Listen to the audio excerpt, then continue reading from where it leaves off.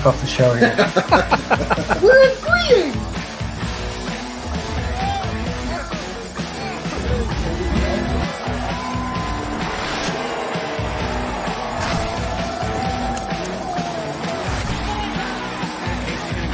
So cleaned up.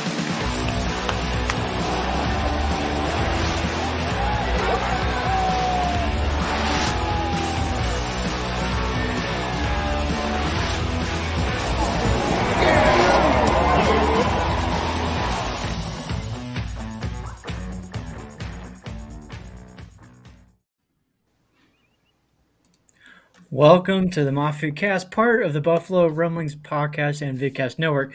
I'm your host, Papa Ron, joined as always by my fellow hosts, Mike and Casey. Today we are joined by Bills Mafia legend, Jay Spence the King. How you doing today? You were talking about me? Hey, what's up, man? Yeah. I don't know what. Thank you. I don't know where that came from. What's up? You've been here longer than us. So. Yeah, but I mean, legend. Wow, no, that. that's nowhere even near close to that. But thank you. Hey, I'll take it because one of these days I will be. Yeah, you gotta sell it, man. You gotta sell it. Yeah. What's going on, Casey? Mike, how you guys doing? Not bad. Pretty good. Long day of golf today out in the sun, but we're here ready to do the show. Excited to be here. Celebrated a birthday yesterday. We got Casey and his their wife came out to the dirt track. We got all filthy. That was an experience for them. That's First time right. for Lauren. So that's right. Mike's a year older than last time we all saw him. Yeah. It's really only like a few days. What, but 34? 33. 33. Wow. Yep. Oh, you are getting old, man. You Yeah. are. Young man. Let's not talk man. about it. As long as I hang around Ron, I'll feel a little younger. I missed 33. Yeah. I'm gonna tell you, it's a good year. Yeah. I'm feeling good. Spence I'm on feeling this good one. about it. It is a good year. If I could go back to 33, that'd be great. Have a little party this weekend. My back wasn't messed up when I was 33. I'll go back to 33. Hell yeah. I go back to 23. Oh man, I'm 28 and my back's messed up. Yeah. Right. That's what I'm saying. Well, it's good to be back here on the show. Glad to have you guys with us. Yeah, we kind of had this conversation earlier about the heat. And Spence, you shared with us the temperatures there in Arizona. Share that with us again. Like, what's the high for the week? The highest one on there? For the week, I think is 118. Here, I look at, I sent it in the group chat that we all have. Yeah. It's 118. Today was 114, I believe. And the high is going to be 118. Actually, I just lied to you. Today was 117. So we were one away from the high. And it's been we've been over 100 consistently for, I think we're on day 16. I couldn't imagine. Let's note he's telling us this while wearing a hoodie. Yeah. Yes. Everyone's got central air, right? Right. Yeah, but trust me, you're outside enough too. But doing anything outside, I'm hoodies. I'm hoodies. Take my dogs for a walk. I'm in a hoodie and sweats. Yeah. Oh my God. We've been hitting triple digits here, and where I work out of our local dam now, we have to wear jeans or some sort of pants, and I hate it. I am so miserable by mid-afternoon. I can't wait for winter. I know you guys are like, hell no, I'm good with the summer, but yeah, I'm ready for a break from this. Well, at least fall time is football season. This is but true. I gotta enjoy the sun. No, wait. Oh man, I mean, I told you we only get like 3 months of this here in New York, and it was a beautiful 83 degrees today. So yeah, everybody in New York not who so says bad. it's too hot, you need to shut up. Sweating pretty good, but it's not killing you, so it's just good for you. Exactly. I walk outside and pull a weed and I'm sweating. Yeah. But that might have more to do with being 47 and overweight. But hey. Anyways, this past week, a lot of talk about the running back market and what that looks like these days compared to years past. And I don't know if you guys saw, there was a graphic going around that was comparing the average salary of the kickers in the league to that of the running backs in the league. Did you guys see that? Yeah. I did not. Well, I don't remember the numbers exactly, but the running backs was like 1 point something million. The kickers was 2 something million. And I kind of brought up the point where, okay, that like the context of that is misleading to me because you're talking about third, fourth string running backs going to bring that number down. They're making the league minimum. Every team has 3 or 4 running backs. You've only got one kicker typically, and they're getting starter money. So to me, that graphic's kind of misleading. But we do want to talk about the market as it stands right now, and I'll start with Spence. And what do you think? Because I know you said something about LaShawn McCoy on Twitter earlier this week, and kind of comparing, how Bills Mafia should feel about the market and where it's headed. Well, I think I see it. If I'm being honest, I see it from both sides. So from a business perspective, you obviously don't invest in an asset that you don't intend to keep for a long time, right? Like, so that's why Josh Allen, that's why the quarterbacks get the $250 million contracts, because yay, we want this guy to be our franchise guy. He's around for 10 years. Okay. Right. So I get that. The running backs, they're overused by the time they get to the NFL. They've already, most running backs, James Cook is one that he's an anomaly. It just doesn't happen where he didn't really have much, but in college, he didn't get as many opportunities. But most of these guys that are studs like this in the NFL, they come out of college already being 85% of the offense in college. They probably were the best player on their team in high school. So for 8 consecutive years already, they've already run the ball 500 times in a season. So you get to the NFL and then they use you in your prime and then they chew you up. So the problem that I have is that the contracts are 5 years, typically 4 years, 5 if it's the first rounder. You got the guy for the entirety of his prime, and he's not able to go out and make any real type of money for himself. That's the thing that I hate. So I see both sides of it. We got LaShawn McCoy on the second contract, though. So Bills fans should say, well, not all. And I know, again, LaShawn McCoy is different. A lot of people do fall off the cliff when they hit 30. He fell off at like 31. But, a lot of people do fall off the moment they hit 30. I get that.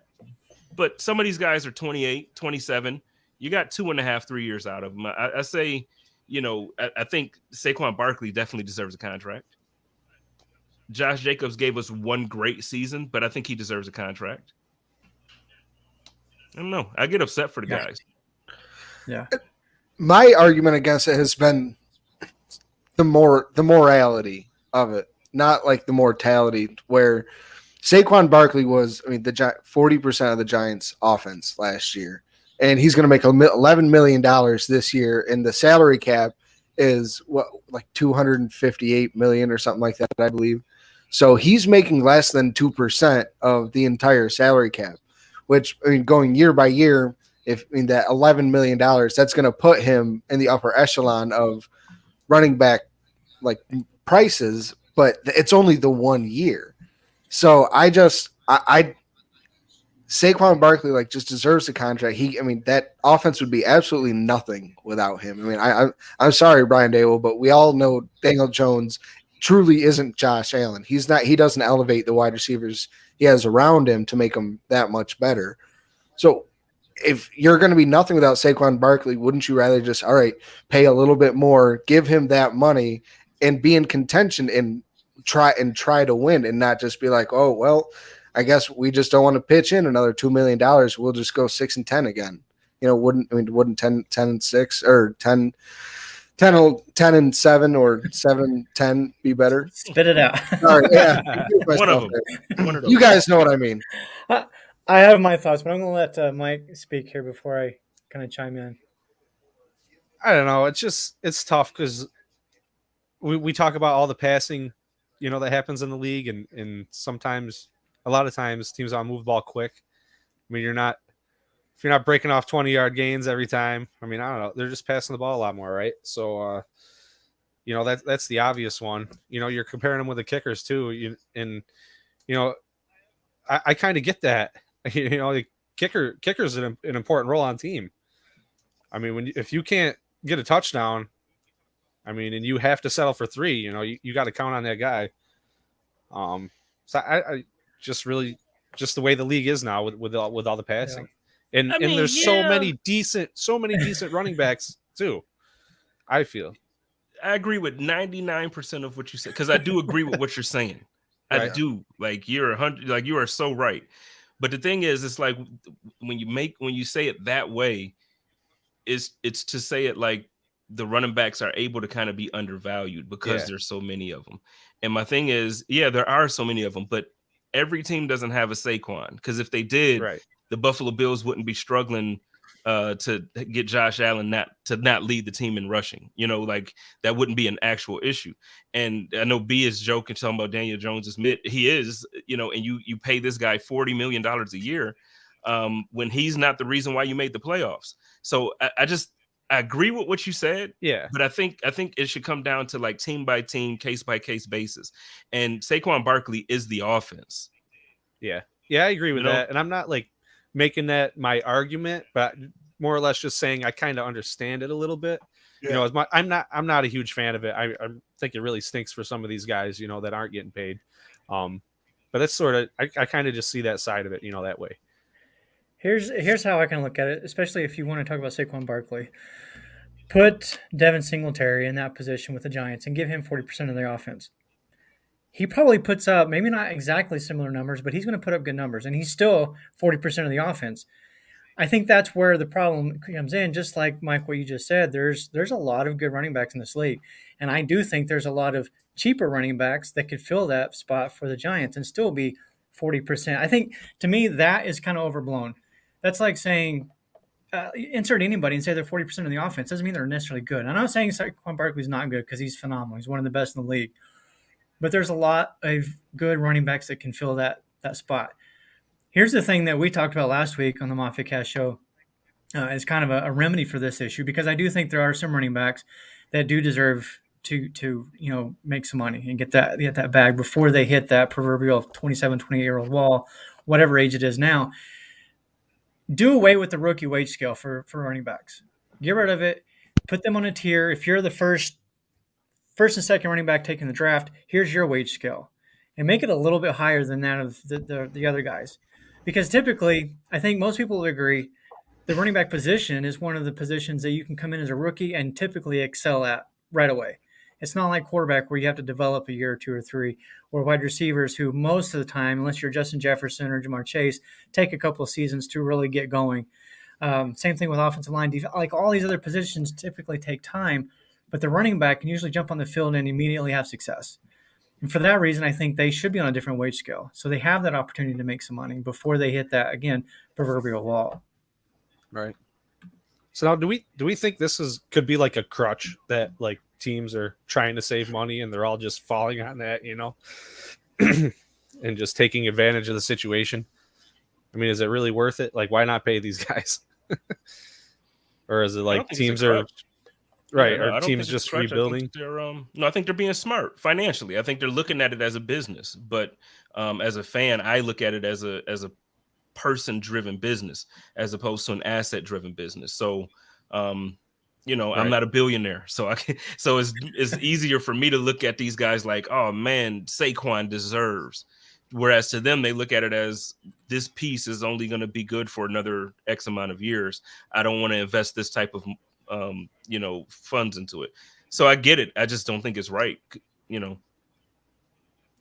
See, that's what I've been like. Yeah, it's just not right. Like morally, it's like just not right. I mean, these guys are beat to death. All these running backs, and they're just tossed out after 3 years. If they're an unrestricted free agent, I mean, it's what I think it's 2 years guaranteed. Like as a rookie coming in, like Isaiah Pacheco. I mean, he's the one that everybody's blaming for this because the Chiefs go out and won a Super Bowl with a 7th round running back. And so everybody's like, oh, well, maybe we can do that. But you also like these teams also don't have Patrick Mahomes, so Isaiah Pacheco isn't or Andy Reid. Yeah, or Andy Reid. So like he's not the main point of that offense, which makes him so like that effective in my opinion. Yep. Yeah. That's been my argument. Which is why these guys aren't getting these big contracts like they did back in the Barry Sanders, Emmitt Smith days, because they're not the focal point of the offense anymore. They only get 10 to 15 carries a game on average. Now, again, with somebody like Barkley, but it's all in the style of offense. I mean, even take the Ravens or Tennessee and insert, again, I'm going to use Singletary because a lot of people, he's not considered one of the top tier running backs, but for people that have watched him play, I think we all can agree he can probably excel in a run-based offense. So if you plug him into those, maybe they're not as good, but they're still going to be effective. I mean, Singletary averaged 4.7 yards per carry for his career 5 years in, behind a suspect offensive line for his entire career on an offense that was not geared to run the ball. I think you use Pacheco as an example. I'm going to use Singletary as an example as well. That you can plug almost anybody into that spot and be successful still. So that's an argument against or for not paying the guys, maybe. Well, that's why they're not getting Right. paid. But the Yeah. reason they deserve it is because it's so short term sometimes, right? Yeah, And there they are just some guys like able Roy to get away Collins with it. mentioned here with McCaffrey. Right. If your offense is built around them and they put up these types of numbers, then by all means they should get paid. Saquon Barkley should, yes, probably get paid. But my argument is just for the position as a whole and why the market as a whole is falling down because the position can be filled by just about anybody except maybe the four of us. I don't know. Spence, you might be able to step in. You let me No, know. I mean everything that everybody is saying, I'm agreeing with. I just look at it kind of. I think the way Casey was trying to explain it is how I look at it, where it's like, it depends on the teams because yeah, we talk about the Super Bowl winning teams, but the Super Bowl winning teams didn't need Saquon because they had Patrick Mahomes. Prior to that, you had Tom Brady. You had the last few Super Bowl winning quarterbacks or teams had great quarterback play. So it's to the point where the running backs aren't needed. If the Giants are going to sniff the Super Bowl this year, they're not going to do it without Saquon Barkley. They have Daniel Jones at quarterback. They're not going without Saquon Barkley. So I'm saying it's based on the team for me, but I get it around the league. I mean, this makes sense. I think I agree with Roy. Christian McCaffrey but see, I think Saquon Barkley is one of those guys that fits in the same category as a Christian Absolutely. McCaffrey and Derrick Henry. And there's probably 5 or 6 guys in the league that I would look at and I would say they're in this conversation with Chris. I think Christian McCaffrey is the best running back, but there's a handful of guys that I put in the category with him, and Saquon is one. Right. Just like the quarterback, those are the guys that can make or break the team. Absolutely. Yeah. This is messed up. That's messed Casey, up. you have a new doppelganger. Cody Ford. I bet you I'm a better guard than he is, though. Oh, come on, man. You better Roy watch what you brings up- say, Case. Roy brings up another point here, and I did kind of think about this early in the week too. But are you guys at all concerned about the fact that kids growing up not wanting to be running backs, so the level of talent at the position kind of dwindling as well?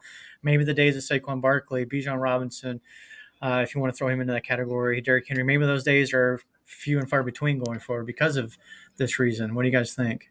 That was my initial thought. I was thinking of that. I was like, then now, nobody's gonna want to play running back in high school. Everybody's gonna see the money's at corner, defensive end, quarterback, wide receiver, and everybody's gonna be trying to focus on there if they really want to get paid and make it in the league.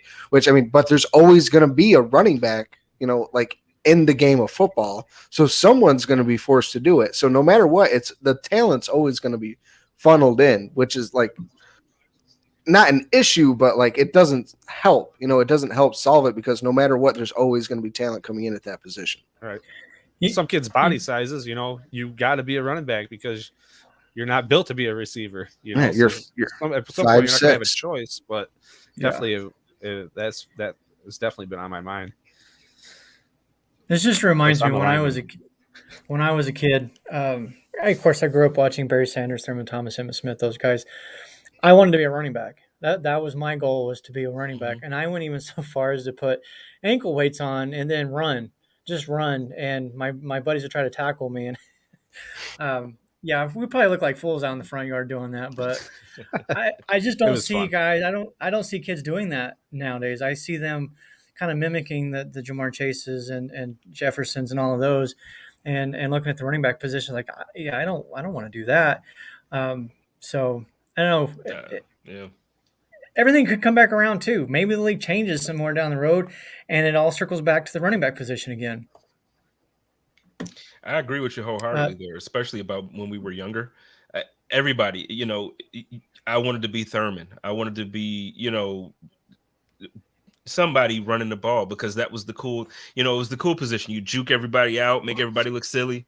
And, now you're right. It's either a quarterback because they're in love with Josh Allen or Patrick Mahomes, or they're the Yeah. receiver doing the one-handed catch like Odell Beckham Jr. Yeah, I mean, it's the big Everybody time, wants to the do the flashy one-handed. plays. Yeah. Yeah. Yeah. Sarah said today was talked about the NFL having this compensation pool for people who outplay their contract and they get a really nice bonus, maybe up that for running backs. I think it's a great idea. Maybe put it as a part of contracts that if you hit a certain, make it more incentive based, perhaps. Mhm. I don't think that's exactly what Sarah's saying with that, but that could be one way. Like if you do hit these moments in the season statistically, then despite even if you're at the wage scale, the rookie wage scale, you can still earn more based on performance. But it's got to not come from the team, though. It has to be set by the league. It's got to Right. the league has to set that it's even across the board to where if your rookie running back hits 500 yards, he gets an additional $500,000. Just throwing numbers out there, but that's the only way it'll be fixed is if it's just blank across the board. It can't be left up owner to owner. Otherwise, Dan Snyder happens all over again. Hey, Dan Snyder ain't happening nothing anymore. He's Thank God. out. My wife is so excited being a Washington fan.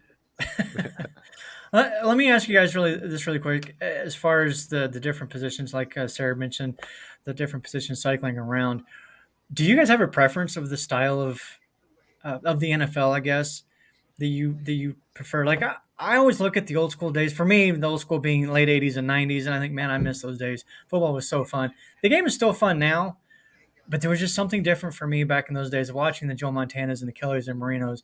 I just don't get that feeling now. So if I could go back to those times, I would love to. But what do you guys think? Do you prefer the current style, or would you like to see more of the older style of football?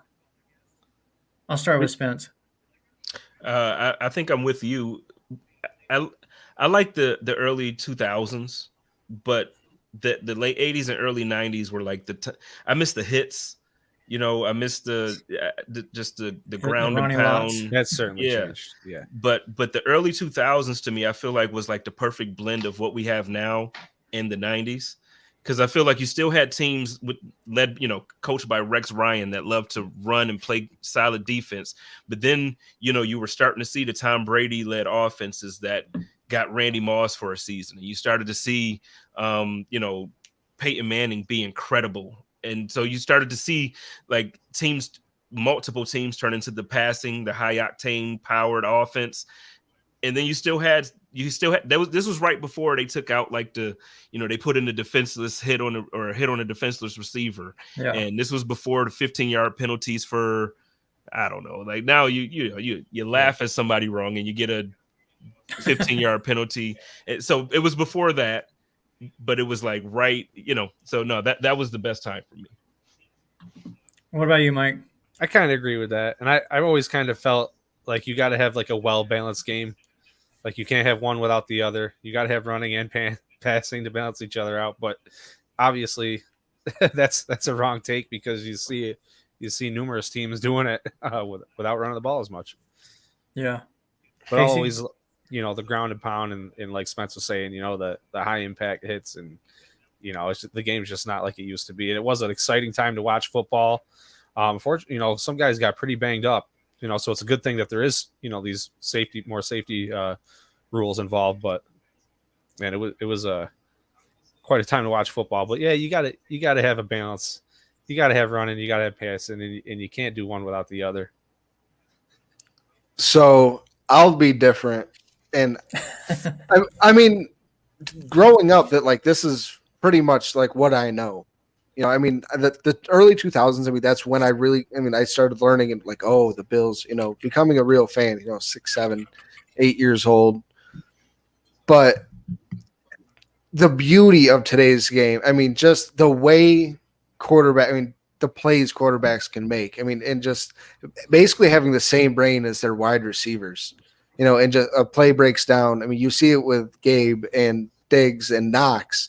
And just the way that they just move around the field with Josh, it's just so like not. It's so pretty to watch, but I miss the hits, like the early 2000s hits. I mean, I'm glad we got Vontez Perfect out of the game. I mean, he was. I mean, that was he was dangerous. I mean, that he wasn't playing football. He was going No, out. you don't want that. Yeah. But the Troy Palomalus, the Brian Dawkins, the Ed Reeds, like that, just that toughness. Ray Lewis, Takeo Spikes, all those guys just brought just a toughness on the field. And like if you ran into him, you were probably going down, not him. So like that's what I miss. Like the pure physicality of it, the hard hits, the big hits. But the beauty of like today's game, like to me, is just so aesthetically pleasing. I love it. It's so fun to watch. It's like poetry, right? Yeah. Yeah, but it's also emotion.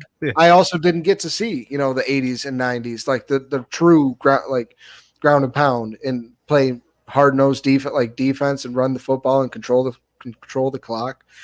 See, I wouldn't even say necessarily the 80s and 90s were like true ground and pound. I think you have to go back to like the 60s and 70s for the actual true ground and pound. I think the 80s and 90s was kind of that transition of perfection between the two, that balance, and it went through the 90s. And to what Spence was saying a while ago, I think when Peyton Manning came along and he had Harrison and the other guy's name is Reggie Wayne. And then you had Manning with Moss. And there was starting to be that gradual change to the passing game, and you saw it in the college football first when they started spreading everybody out and going with that up tempo, and then that just transitioned into the NFL as well. So we're going to move off of that topic because we are way behind already. But this is something that Casey wanted to kind of talk about. Hypothetical trades. I'm going to tell you right now, I am not good at this because I'm terrible with values. Like I said pre-show, you've had wide receivers going for first-round picks, and you've had wide receivers going for fifth-round picks. Everything in between. So it's going to be interesting. But Casey, what do you got? Well, I'm going to let Mike take this one because he's been teasing me all week about his trade. So I want to hear what he's got to say. All right. It's not necessarily like a specific trade, but it's something I definitely brought to Casey's attention because it definitely interests him and involves a player that he really likes. It was a new acquisition for us, actually. So I saw like one or two articles earlier this week talking about our guy Latavius Murray, who we just signed, and possibly being trade bait. And so now you're thinking of the running back situation we were kind of talking about, Saquon Barkley, and also the Dalvin Cook thing, which I don't see that happen, but something along the lines of maybe a team could use him and can't really afford the top running back right now. Maybe him and a pick or a decent player to the Giants for Saquon or something like that. But one of the articles might have said Cook, and I really don't see that happening. Please not James Cook. Unless, I mean, if it's for Saquon Barkley, I think I'd part. I think I'd let it happen. Right. So just to Phil Spence in, I don't know if I wouldn't be thrilled about it, but like I'd like we got Saquon. Like I'd be like it would be probably the most 50-50 I'd be on a trade in a while. And I love James Cook. I freaked when we drafted him. So I mean it would really do something. Yeah. I don't know. I think 1 year of Saquon with Josh would be, that's like LeBron and Wade, like that's when. But at the same time, 1 year, 2 years of Saquon, we still got. But I would expect us to. But if it gets it done, I would expect an extent. If we were trading for him, we would be. There's just no way Bean wouldn't extend him somehow, some way. I feel like for 3 years. I mean, 2-3 years. Well, but how long is it? Because remember, we extended Shady, and we've got 3 years, 2.5 years out of Shady. 2.5, yeah. He hit a wall, and I know Bills fans were upset when they cut him, but they were right. He every team he played, every roster he was on after that, he was a decoy. He wasn't Shady anymore. Mm-hmm. So is Saquon? Do we want Saquon for a 3-year? But this is the question that the Giants have. So even me as a fan now at the top of the show, we're saying like, man, it's unfair. Give him the contract. Yeah. But then in the same breath, I'm sitting here saying like, well, if he comes to the Bills, would I want to extend him? Yeah. It's a real conversation. I want my money going to me. I get me another receiver for Josh. Yeah. Get me somebody else on the offensive line for Josh. Like protect my quarterback. Right. Build that lineup and get me receivers. Here's one I'll throw out at you guys because this is one that I've seen pop up on various timelines here and there. Trading for Cooper Cup. God, bad What do you word. think that? What do you think that would look like? You like that? Oh, that would have to be. So I was looking into this earlier, and part of it for me was sending out Mitch Morse and getting Cooper Cup, and like sending out Mitch Morse and draft picks and getting Cooper Cup back in return. What draft picks? Just some. It would be, yeah. I'd probably One or two? a third, and I mean a first and Second or third? a fourth, something like that. What do you think, Spence? For Cup, you're looking at 2 firsts. Like they're gonna ask for it. That's a lot. Yeah, I don't know if I would do it. But I mean, is Cooper Cup worth it? 31 years old, Triple Crown winner 2 years ago. No, not the way now. Every year, man, the guys that are coming out, like next year, you're gonna get Marvin Harrison Jr. for a first round draft. You got 5 years. Where you're gonna have him on a deal for $3 million a year. Like, which brings up. Now you're starting to kind of get into the running back conversation where you've got dozens of talented wide receivers. Maybe you don't need to pay 20 million, 15 million anymore for an OBJ or a Hopkins. You can get somebody on a rookie deal for, whatever. So now you kind of get back into that whole thing. Do the contracts for the wide receivers starting to come back down? Well, we thought that's what Tennessee was doing until they signed DeAndre Hopkins. I mean, that was the whole reason why they got rid of AJ Brown. They didn't want to pay him. They got the draft pick and got the hire and got the wide receiver. And then they're like, nope, we're signing an older DeAndre Hopkins instead of AJ Brown. It's so weird. I don't understand it. So could we agree that it'd be more worth it for us to pay Saquon than the Giants? Because they're not, even with them, they're not going to do it, right? No, I think it's so, more worth it. I think it's more worth team. Right. Yeah, I think it's more worth it for the Giants to do it. Yeah, because he's going to get 10 to 15 carries here in Buffalo. They're not going to be a running team. I don't care who's in the backfield. As long as we've got Josh Allen, they're going to throw the ball. So to pay any running back 10 plus million, I don't know, just doesn't make sense to me. They're going to throw it, but you figure Josh, whether it's a scramble or it's design, Josh gets 5 carries a game. Now with a Saquon, Josh doesn't have to run at all unless the play really breaks down. So you take 3 of those carries away from Josh, and then you take away the jet sweep from McKenzie. You take away, like the 2. You take away that screen to Stephon Diggs that we really don't want to throw anyway. Heck yeah. Is it we don't want to, or we don't know how to? What's that? Throw the screen, because that was a big topic during the season last year where, we just don't know, like we can't run screens. We don't know how to run the screen. It was like, did we not know how to, or could we not because of the offensive line that we had? I think it could be both, but I just, to me, it's frustrating because, I watch the 2020 season and we were so efficient with screens. We were so efficient. Now, John Brown was a big part of that. Yes. We don't have the same receivers that we had. Like John Brown was very good at it. He would catch the ball, 2 yards behind the line of scrimmage and break it for 20 yards almost every single time. We don't have the same kind of guys, but look, we were good at it, and we have a completely different offensive coordinator. He actually did switch the offense, and it was still successful. So I don't know. I think he grows this year. So I think we can do it. I think we will do it. I think Kincaid helps that a lot. But man, I'm telling you, if you guys get some time and you just like just on some board stuff, man. Go back and watch that first season that we got Diggs. Like from the very first game, man, Josh was different. It was so different. In the offense, the ball was flying out of his hands. It just popped. It hit receivers in the chest every time. Like, go back and watch that season. It was such a fun season. And it's like that. That's the offense that I think that we need, man. And then once we're talking, you do a doggone. You talk about Saquon or a running back like that. Please give me. Oh my God, man. We got to keep moving up, right? We start playing at that level. Now we got to stay there.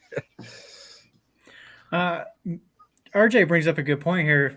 Maybe it's the issue is actually with Allen because teams do typically play mobile quarterbacks differently. They typically want to try to contain them, so the edge defenders go up the field as opposed to going in and trying to collapse a pocket. So maybe that's part of the issue as well.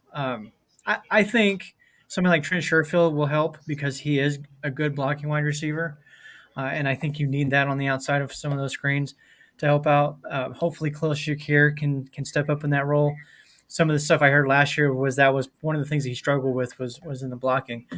But I just actually I did an article earlier today talking about 5 reasons Josh Allen's going to win the MVP this year. But one of them was a year in Dorsey's system. If you go back and you look, Nyheim Hines brought it up, and there was another player too that had mentioned this. And then I found a quote from the running back, the Bills running back coach, talking about the complexity of Dorsey's scheme and his play calling. It's not that easy. And I think with these players having a full year in this system now, I think they're going to have a better understanding of it. I think we're going to see Nyheim Hines used a lot more in the passing game than we've seen. And Mike Casey, I've told you guys this before, bringing up the comparison of Jerick McKinnon. His first year with the Chiefs, he came into the season, I think 3 or 4 weeks in when they got him. So 13 games, he had 12 carries, 20 targets for the whole season, 1 touchdown. Then we know what he did last year, sets the running back record for receiving touchdowns. I think we're going to see something similar with Nyheim Hines. And I think this offense does take a next step because they are more familiar now and more comfortable in Dorsey's system.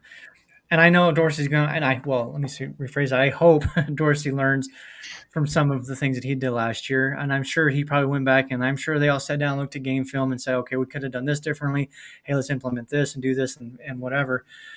Because you think about it, and Sarah's mentioned this on her show before, Dorsey was a rookie OC, not just with the Bills, but in his life. He's never been an OC at any level. So, like any rookie, he's going to develop. He's going to get better. Mm-hmm. I got no comment. Go ahead. I got no comment. I can hear it bubbling. Just go ahead. It was. Yeah. What's on your mind? So, I mean, PFF had Dorsey rated as the 5th best OC. Do you guys truly believe that he's the 5th best OC in the game? Or is it just the team that he has? Well, I don't think you're going to find any OC that's going to have high numbers, top 5 anything without a good team. I can't think of any examples right off the top of my head, but let's look at Washington. They got no quarterback. They have Terry McLaurin. I thought they had a running back, but it seemed like the coaching staff doesn't really know how to use them. You play, and we're going to see that this year with Eric Bieniemy. He leaves KC, and I think that's a big reason why he hasn't got a head coaching job is because of Andy Reid and Patrick Mahomes. We all heard a lot of the same thing with Daboll when he left. Well, is it Josh Allen? Is that the reason why Daboll was able to do what he did? Well, no. We're finding out that he's a pretty damn good coach. We might see the same thing from Bieniemy, maybe we don't. But I completely lost my train of thought. I don't know where I was going with that, but I do that all the time. Yeah. But anyways, we were talking about, Casey asked if we thought that he was really a top 5 offensive coordinator, and then the conversation was kind of going from there. I don't know if that helps or not. If not, it does. Whatever. I'm sorry. I'm struggling to try to figure out. To answer the question directly, I would say top 10. I don't know if I'm ready to say top 5 just yet. Let's see what this season looks like, but I'd say top 10 for sure. All right. Yeah, I'm not prepared to put him in the top half of the league yet. I think the fact that we have Josh Allen with Stephon Diggs, with Knox and whoever else you throw out there at receiver, Gabe or whoever at the time.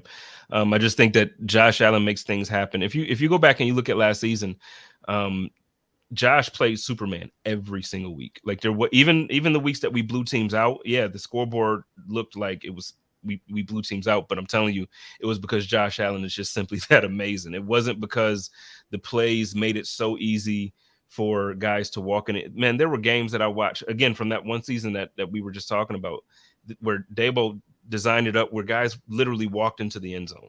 Josh Allen caught a touchdown in the freaking playoffs, man. Like it's like just the easiest thing in the world. So it was different. Now, Josh Allen he's pushing this offense. He's willing this offense. So I like him. I think he's going to get better this year. I know we had the number 2 offense in the league, but I don't think he's a top 5. Good Lord, no. Would you say Dayball was? Oh yeah, Dave. To me, offensively, Andy Reid, Shanahan. I don't know if there's anybody else right now offensively that I would put over Brian Daboll. Like he's insane, dude. Like he's really an incredible offensive mind. So if you look at last year's numbers compared to or 2022 versus 2023, they're very, very similar between Mhm. Dayball. So what is it that separates Dayball from Dorsey? If Allen made Dorsey, then is you could say the same the other direction as well. Well, Ken Yes. Dorsey has to prove that, he'd have to go through the same process as Dable to see what he would do elsewhere. Right. And I get your point. I mean, when we're talking, just if we're going to talk surface level on it, yes. But I think you always have to try to provide some context. I think Josh Allen became as good as he is because of what he learned under Brian Daboll. So I think the play design, I think the way he designed plays to where it taught Josh Allen, okay, at this point of the play, when it develops here, then you want to be here. Like this is where you're. So I think just what he learned from Daboll has helped him just to be a better quarterback going forward, period. And then I think, I could have been the offensive coordinator for Tom Brady and won a Super Bowl. So, and I'm not saying that to say that, but you get what I'm saying? So, and I'm not saying that to say that Dorsey was bad. I don't think he was bad. Again, we had the number 2 offense in the league, but I think a good portion of 70% of that was the fact that we have Josh Allen and Stephon Diggs on offense. Yeah. No, we say go ahead. You go ahead. I was just wondering, Casey, are you saying he's a top 5? You think so? No. I was just wondering what we're thinking. Yeah, I was arguing against it. I mean, just the numbers may look similar over the last 2 years, but personally, like just the eye test, I think we can all say that at points last year, that offense looked, it got stagnant. It looked like, if we couldn't run a comeback, if we couldn't run a fly, we had nothing. There was a lot of vertical passing. There wasn't a lot of horizontal passing. There was not many plays of Diggs and Davis running across the field away from the defense. A lot of it was running up and at them and making them push up against us to see whether we're going to go deeper come back. And so it just the numbers were great because we had explosive plays, especially early on in the year. But at the end of the year, teams just started to run too high safeties, and we couldn't go deep. And so the offense just ran out of gas. Dorsey did not have an answer at the end of the year, and but that's going to be the growth going into year 2 from not being a rookie. Okay, so they completely shut us down with cover 2. So how am I going to get these guys open? It wasn't on the players, it was on Dorsey. Well, and I'll just add to that though. We saw some of the replays where there were guys underneath open, and Allen just wouldn't throw it. Yes. Why is that? That's not Dorsey. And I'm not advocating for Dorsey as a top 5. Like I said, I think maybe top 10.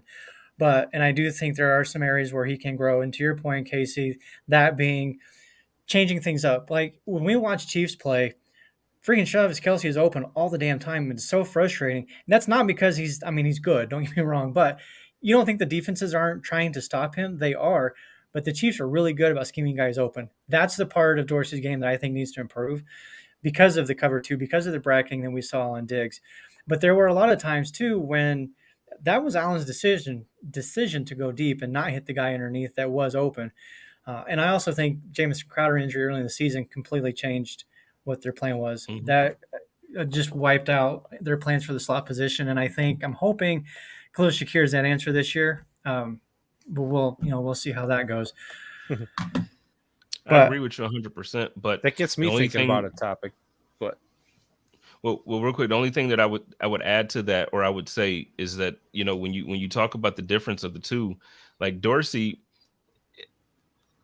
I think it's one of those things where, like, because somebody, I think it was Mike or Walter in the comments, said that Dayball even got too much credit. I don't think that he did. And they he brought up 2018, and he was talking about how Allen was terrible. Allen needed growth, and guess what they did? Dayball was smart enough to develop an offense around an undeveloped Josh Allen, and then when Josh Allen took a step forward, he built an offense around an underdeveloped Josh Allen. And then when Josh Allen was developed, so I think Dayball deserves all the credit in the world, because every year he made the most out of whatever roster we had. And then you go over and you look at what Dayball is doing in New York, dude. Daniel Jones got 40 bills. You know what I mean? Like yeah, he got 40 bills. Like his account is sitting nice right now. After them Because not picking up his 5th-year option. you see what I'm saying? And it was the scheme, and it was the genius of what Brian Daboll. He makes every player on his offense, he gets the best out. Like he just squeezes that little bit of, like, he made Isaiah McKenzie. Never mind. Say it, preach, please, because I have the same opinion. I think we all It's share like that one. the year that he really used Isaiah McKenzie as a weapon, that's what got Isaiah McKenzie that additional contract with us, because he was this jet sweep king, and he was like this gadget player that he ate New England alive twice, and he just Brian Daboll, he's not going to do that in Indiana. I guarantee you. I guarantee you. You will not see Isaiah McKenzie eating. He is not. I'm going to just tell you, he's not who we thought he was. He's not. do you think is that part of the reason he's not here anymore? Because Dayball's gone, and the way Dayball was using him, right? Absolutely.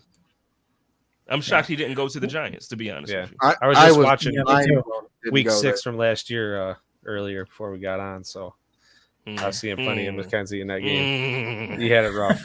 He had it rough, man. They were on him. We're gonna go ahead and transition from this before Spence has a fit. Sorry. Where's my weed? One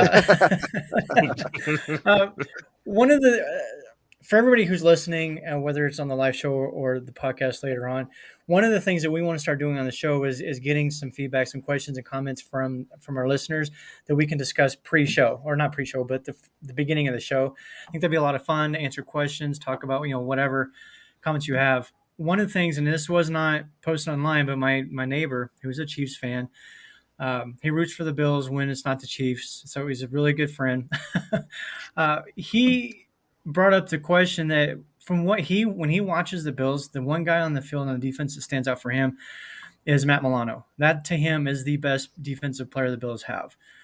So it kind of got me thinking, because we have a lot of guys that could fit that spot. We can put in Poyer or Hyde or Miller into that. So I just want to hear from you guys what you think about, is Matt Milano the best defensive player on the Bills roster? I'll let you start, Casey. I think at this point in time, he is. We don't know what Von is going to be coming back, and we all have hopes that he's going to get back to 8 sacks and whatever it was, 10 weeks with us next year, but we don't know if he's going to start on the pup, if he's going to be ready week 1. Tre'Davious White, see how he does in his second year out from the ACL injury. If he can get back to the way he was, he can definitely be thrown in that conversation. Jordan Poyer, as always, all pro Poe. But somebody to look out for this year, if he takes that true step, would be Groot. If he can solidify himself as a number one opposite of Von Miller or Leonard Floyd, who we assume is going to take the void until Von gets back. If Groot can step up and get 10, 12 sacks a season, then hey, he might be it. He might be the answer. But at this point in time, it's got to be Milano. It's hard to argue that. He's healthy, But other than that, Yeah. I'd say our secondary, obviously,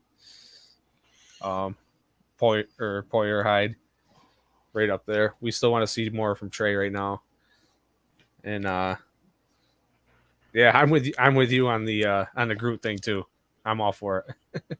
I'm just shocked that Let's see him nobody's just saying break up. like, obviously health. But if Von is healthy, like Von is by far the best defensive player we have. Yeah, Like right, healthy. Milano, he's an all pro now, so I'm gonna put some respect on his name. But um, it's he deserves all the love he gets. This is not coming from a place of hate. I love him. He deserves every single bit of it. He is a ball hawk. The way he continuously stops guys behind the line of scrimmage, like running backs, he's insane. He's incredible. So, but it amazes me how quickly he's grown in the hearts of Bills Mafia.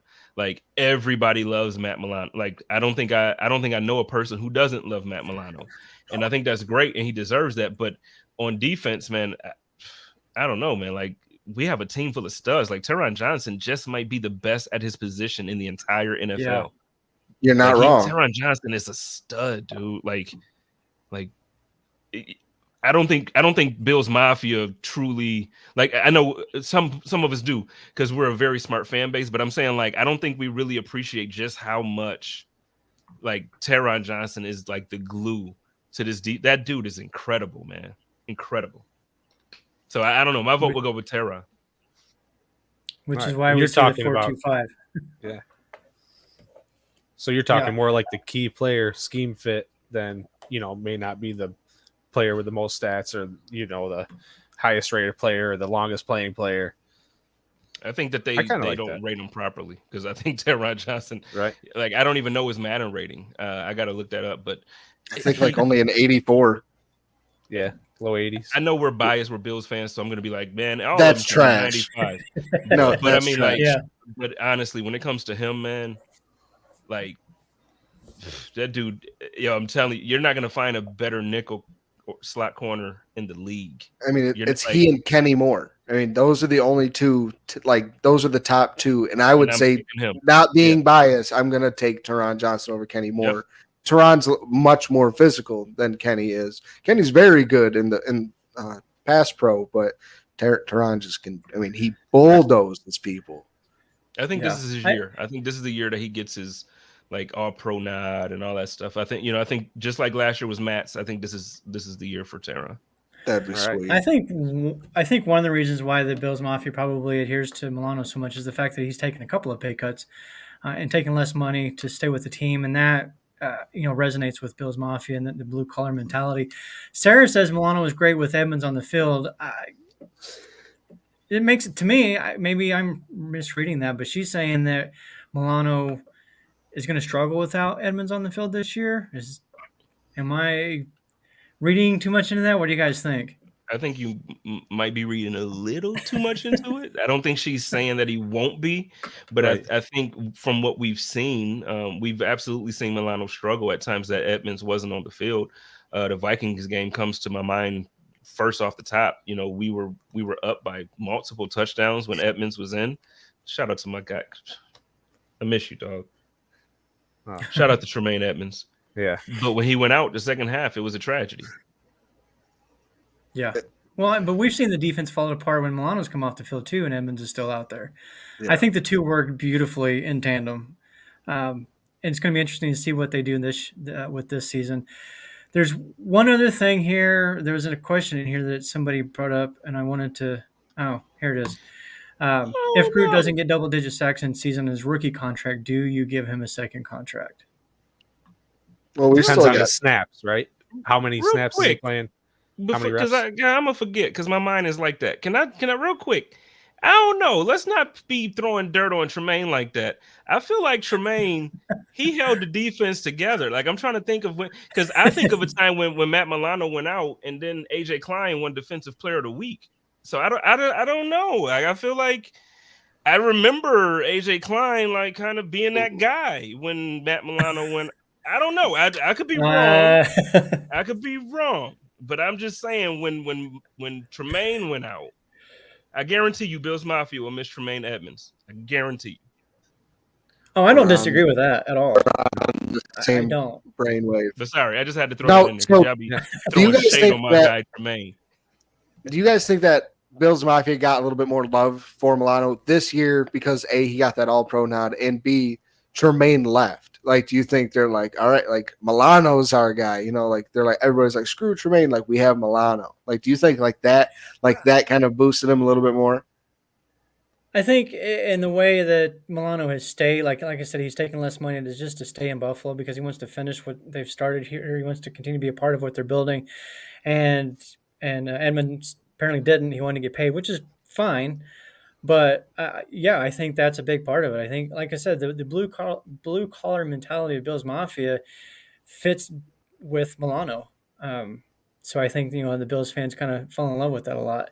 And not saying that I don't appreciate that. I remember when he was a free agent or pending free agent, and everybody's like, "Oh, he's gone. He's taken huge money to go play Mhm. elsewhere." And then next thing you know, he signs for I mean, it's still millions, but Yeah. um, Right. It so was pocket change compared to what he could have got in that open market. He'll go yeah. down as one of the all-time favorite players. Oh Oh, yeah, I absolutely. agree. Absolutely.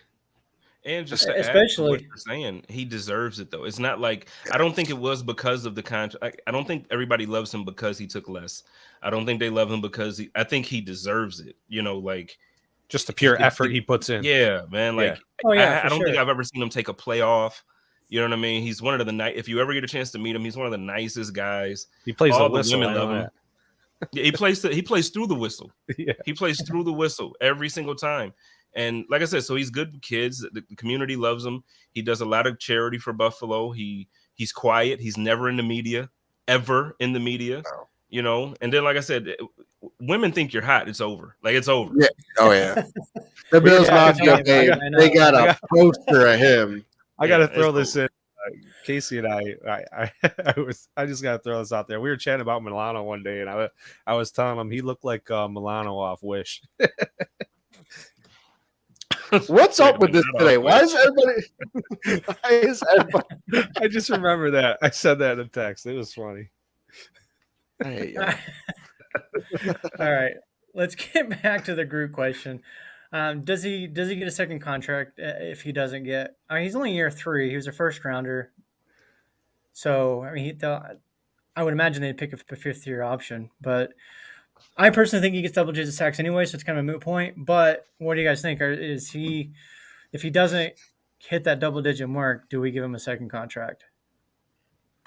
He's got to have the reps. If he's in the game and has the reps and has the opportunities to get that, and he doesn't do it, then we start, maybe moving on.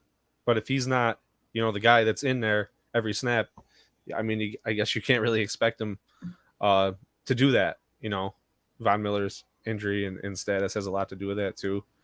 There's healthy. There's a few guys at that position.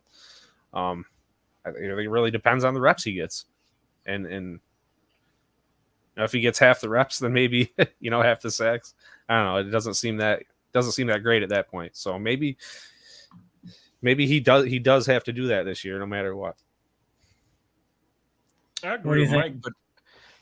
Mike, but I feel like at what point will things change? So because for the last few years we've been saying like the defensive line is good, but they're just not quite. It's like we're just not quite getting it done. When Von Miller went out, we didn't quite get to the quarterback enough. So it's like so why would we keep paying the same guys to come back to give us the same thing? Like to me, so it's like, yeah, if he doesn't get double digit sacks, to me at this point, I get it. He's a phenomenal player. If we can bring him back on a decent contract, sure. But the contract that I think he's going to get, I draft or sign a free agent for the same amount of money that I know consistently will give me the results that I want. At this point, Groot. First of all, the Groot was projected to be a top 10 draft pick. You know what I mean? Like, I get it. He sat a year out, so he failed to us. But he was projected to be a top 10 draft pick. So the fact that he's coming in as like this, 5-star, and he's not already really, Von should have been the second best defender on that line. Third, really, Oliver is young enough that I feel like Oliver should be the. So I don't know. I wouldn't have given Oliver the contract either, though. But that's just me. I don't know how everybody feels about that. But we're paying these guys that we're drafting that's not getting the job done. But it's like, when are we gonna? Okay, you want to get to the quarterback. Okay, you draft a guy every year. We draft 1 year, one in the first and second round. Still can't do it. All right. So then in free agency, you go out and get Vaughn. Vaughn comes in, it works. We're getting to the quarterback. Great. He gets injured. Guess what? The guys that you drafted, it doesn't work. So go back to free agency. It worked there. Get rid of the guys you drafted. You obviously can't draft guys that gets to the quarterback. It's true. So you think it's not just because he's young, you know, he just might not be it. No, I think he's a good player. It might not be the fit. Maybe maybe they don't know what they're doing on the defensive line, and we give them too much credit. I don't know, but for some reason, you know, you look around the league and you see these guys, these teams draft guys that get to the quarterback. You look at that. I get it. Not everybody can get a Micah Parsons. I get it, but Dallas has no issue getting to the quarterback. You look around. Who are the teams that we got to go through? Kansas City has no issue getting to the quarterback. Their defensive line has no issue getting to the quarterback. I don't know. They only got, and they lost Frank Clark. They did lose.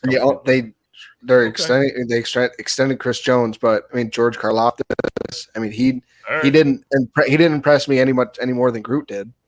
I bet you this year, his rookie year, that again they're going to be in the top 10 in sacks. I bet you. As a team, they'll be in the top 10 of sacks. Ooh. You should bet Casey a pie in the face because he loves that. Whatever you want to bet, that's how confident I am. I'll bet you whatever you want to bet. Live on air, I will agree to your terms because that's how confident I am that they'll be in the top 10 in sacks as a unit. Let me do a little bit more digging. We'll have you back on the show and figure it out. All right. I'm just saying, that's how, because I'm telling you. Well, I was started recording a clip. I was going to document this. Look at the thing. The Eagles, you know, the good teams get to the quarterback. Oh, I'm sorry. I didn't hear you talking. Go ahead. My bad, man. No, you're good. But no, even the Eagles, I can't remember who the rookie is. They would not this year, but the year before. He wasn't as big a fact. Typically, defensive linemen, if you look historically, they don't have a major impact their first year or even 2 years. The exceptions being somebody like a Micah Parsons, which to me, Parsons, and this drives me crazy when people use this term, but to me, he is legitimately a generational talent. You don't have guys like that very often, which is why they're called generational talents. This year, to me, for Groot, I don't want to say it's a prove-it year, but I do want to see him take that next step to be the guy. Like we expected Oliver to be the guy by now, and he's not. He needs people around him. Von Miller is that guy, and people around him are more successful because of him. I do want to see that this year out of Groot, so that if a Miller does go down, we're still okay because Groot's going to get to him. He doesn't have to be like Bruce Smith. He doesn't have to be Micah Parsons, but you know, somebody the defenses have to pay attention to. But to expect that right off the bat, I think is too much for a rookie. In most cases. I mean that, and Groot, and Spence said Groot sat out the year, but he also had only played one full year at defensive end. Before, I believe he was playing like running back or quarterback or something like that. I mean, he wasn't playing defensive end. So, I mean, that he was projected top 10 because of athletic traits. I mean, he's just a monster, you know, in athletic traits. And they could see, I mean, he had 10 sacks in his 1 year he played in 15 games. So they were like, oh my God, you know, if he takes any sort of step forward, he just hasn't taken that step forward yet. So, I mean, like it's in there. But like Ronnie said, I think this like is starting. These next 3 years are like, I mean, it's the prove it year and the prove it years. And they brought in Leonard Floyd for a reason. You know, they dipped back. They dipped back into free agency in case, like because they know he can get to the quarterback, and they know 100%. Only player like in there's 4 or 5 players have 9+ sacks the last 3 years. He's one of them. You know, so he's going to do the job. So I don't know, Groot. This year and the following is going to be very big for him. Now, one thing I will add to that, and I will say, I do think things will be different for Groot this year. Like I'm very so I'm the bad energy I bring, any type of negativity is from what I've seen in the past. I'm very optimistic, and I'll tell you why. I know a lot of people aren't. I'm even reading the comments. Sean McDermott is the defensive coordinator this year. And I know people think that he's a soft-minded defensive coordinator or defensive-minded coach. I'm just going to tell you, he's a lot more great. I think we'll probably be more upset this year. Like teams will have a lot more bigger plays. Like there will be more large plays because Yep. we'll be going for interceptions. We're going to be going to knock the Yeah. ball out. We're going to be like, so when you sell out the way that the Bills are going to sell out this year, you're going to have a play where, Trey White is going to just miss an interception and a guy catches it and takes off for 60. It's okay. We're going to have a couple of those this year. It's going to happen. But I'm telling you right now, that It's worth defensive line, it's worth it. Yeah. Mhm. And you You got don't an bring offense in like we do to rely on. man. It's worth it. Man. And you don't bring in You- Poona Ford. You don't bring in Floyd. You don't bring in those guys like that unless you're Mhm. saying, you know what? We want the big guys up front to be beasts, and we want to try to stop the run, and we're going to try to get after the quarterback. And then we want the back end. We want those guys to run free and be hawks. We want them to go after the ball. I'm telling you, it's going to be crazy, man. You I'm don't with you. sign Taylor Rapp. yeah. That's not for depth. Yep. It's not depth. No, Yep. no. Agreed. I'm Let me amped. ask you really quick. Let's go, man. I can't wait to see the defense. That's the thing I'm most excited about for the season. But really quick, you said that the Chiefs, you guarantee top 5 in sacks. Where do you think Buffalo falls in? I said 10. Assuming I health. said 10. Let's assume health.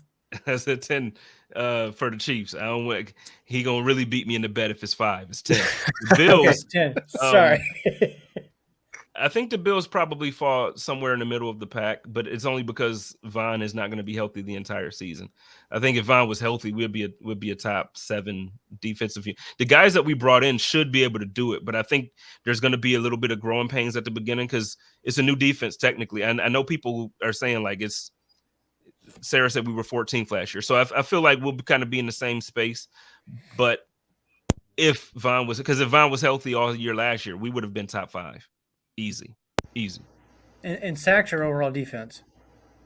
I mean, overall defense and sacks, Goals? we would have been top 5. I feel like what were we top? What were we overall for defense? We were 6th. We I were was 6th saying last year. Number With 6 is just like outside. half the starters gone. Let's just be clear about that one. Right. With Yeah, half no the Micah starters Hyde. missing. No Micah Hyde. No, like Micah Hyde. half a Jordan Poyer. Like half a year of Von Miller. Half a year of Tre'Davious White. Platooning cornerback 2 between 3 players. Crazy Ed thing is, Oliver, Daquan Jones. Everybody missed time.